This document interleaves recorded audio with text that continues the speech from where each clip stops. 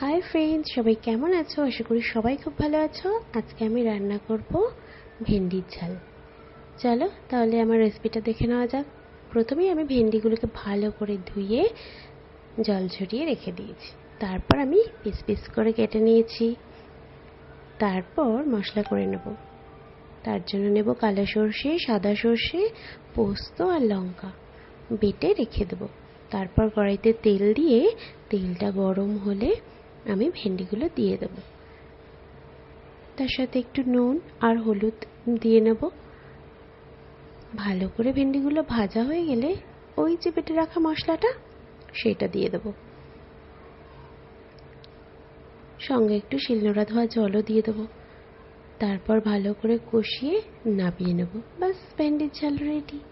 তোমরা কে কেমনভাবে রান্না করো ভেন্ডির ঝাল আমাকে একটু কমেন্ট করে জানিও। আর আমার ভিডিওটা যদি ভালো লেগে থাকে তাহলে অবশ্যই একটা লাইক করে দিও, কেমন? আর তোমরা কে কোথা থেকে আমার ভিডিওগুলো দেখো সেগুলো আমাকে অবশ্যই জানিও। তোমাদেরকে অনেক ভালোবাসা। টাটা। আবার দেখা হচ্ছে পরের একটা নতুন রেসিপিতে।